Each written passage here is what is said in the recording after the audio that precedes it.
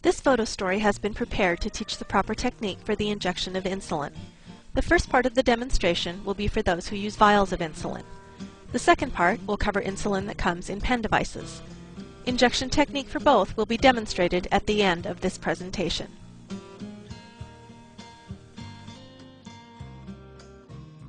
Before preparing your insulin dose, thoroughly wash your hands using soap and water.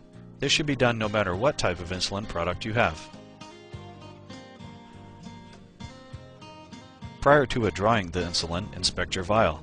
Be sure to check the expiration date as well as for any signs of insulin breakdown within the vial, such as long streaks or clumps.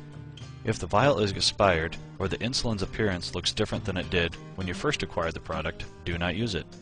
Obtain a new vial as soon as possible.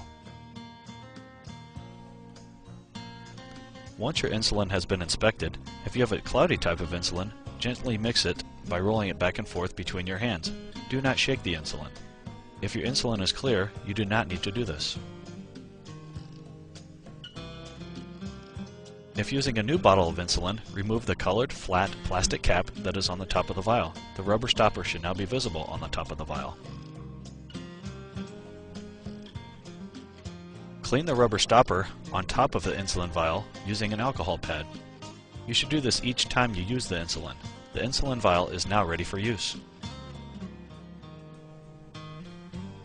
Safely remove the cover of the needle on the syringe. Take care not to let the needle touch any surface other than the vial of insulin or your skin where you will inject the insulin.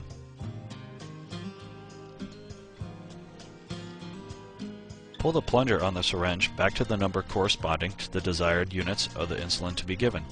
For instance, if you are to inject 10 units of insulin, you would draw the plunger back so the end of the plunger is at the line corresponding to 10 units. Make sure that you are using a syringe specifically meant for insulin injection.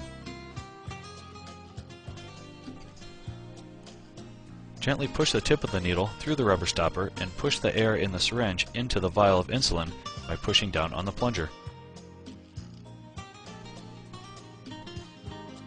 With the needle tip still in the vial of insulin, turn the insulin bottle and syringe upside down, holding the vial of insulin with one hand and the syringe in the other. This takes practice, but soon you will be able to manipulate the syringe and vial with little difficulty. Pull back on the plunger to get the desired dose of insulin to be given. The end of the plunger should be at the same mark as it was when you drew in the air. If air bubbles appear in the syringe after you pull up the insulin, gently flick the syringe with your finger to make the bubbles rise to the top of the syringe, and push the insulin back into the vial. Draw back on the plunger a second time to get the desired dose. Very tiny bubbles are not a concern. Pull the syringe out of the insulin vial and double check the dose withdrawn. Make sure that there are no large air bubbles present within the syringe, and that the tip of the plunger is at the desired line for the correct dose of insulin needed. In addition to vials, you may receive your insulin in the form of a pen. Many types of insulin come in this type of administrative device. There are some differences among them, but they all basically work in the same manner. Pull the pen cap to remove it. Be sure to check your insulin for type and expiration date. Use an alcohol swab to wipe the rubber seal on the end of the cartridge holder.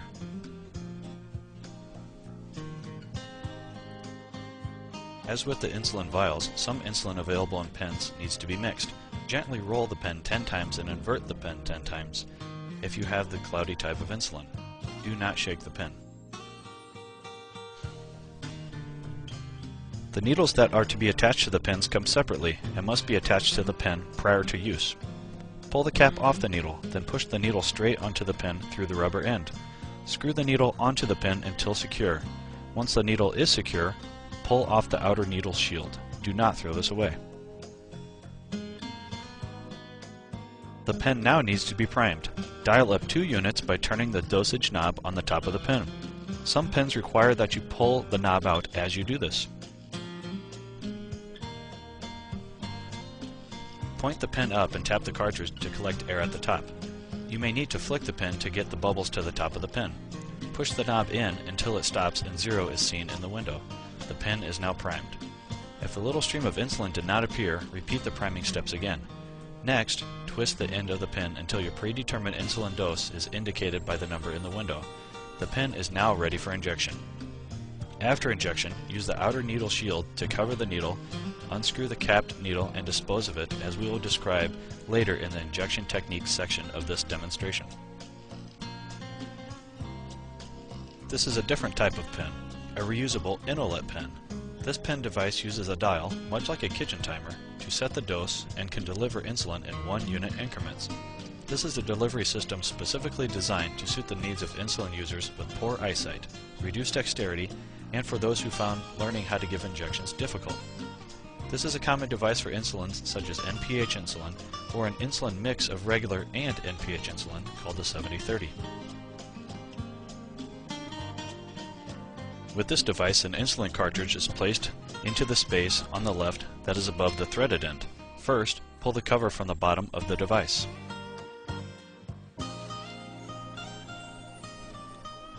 Attach the needle to the threaded end using the steps followed with the previous pin. This pin is also primed in the same manner as was demonstrated with the previous pin. Once the pin is primed, turn the dial to the units you are to receive. If you turn the dial too far, you can simply turn it back to get to the right number. The last step is to insert the needle into the chosen injection site. Press the plunger located above the dial and wait until the dial reads 0. This takes about 6 seconds. Then remove it. After injection, use an outer needle shield to cover the needle, unscrew the cap needle, and dispose of the needle as described in the next section. When deciding where to inject your insulin, the optimal place is the abdominal region. In order to avoid the development of scar tissue, the 10-finger technique can be used to spread out the locations for each injection. Simply spread your hands across your stomach and rotate injection sites based on the location of the spaces between your 10 fingers. Before injecting the insulin, clean the area of injection with an alcohol wipe or with soap and water. It is important to allow this region to dry before injecting your insulin dose. Pinch a large area of skin where you wish to give your insulin dose. Push the needle all the way into the skin at a 90-degree angle. If you are a very thin person or a child, the needle can be injected at a 45-degree angle. With the needle in the skin, slowly push the plunger all the way down and release the pinched skin after all the insulin has been injected.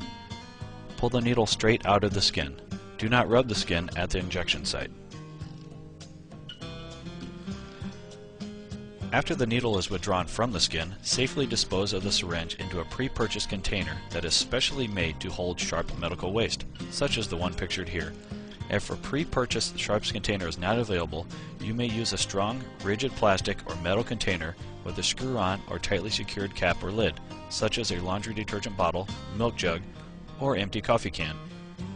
When the container is 3/4 of the way full, reinforce the cap or lid with heavy-duty duct tape. Mark clearly and noticeably on the outside of the container, "Do not recycle" and "Household Sharps." You may place this container in your regular trash.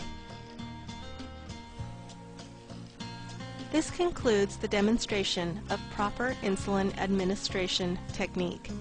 If you have questions regarding the content of this presentation or you require additional information, please contact your local healthcare provider.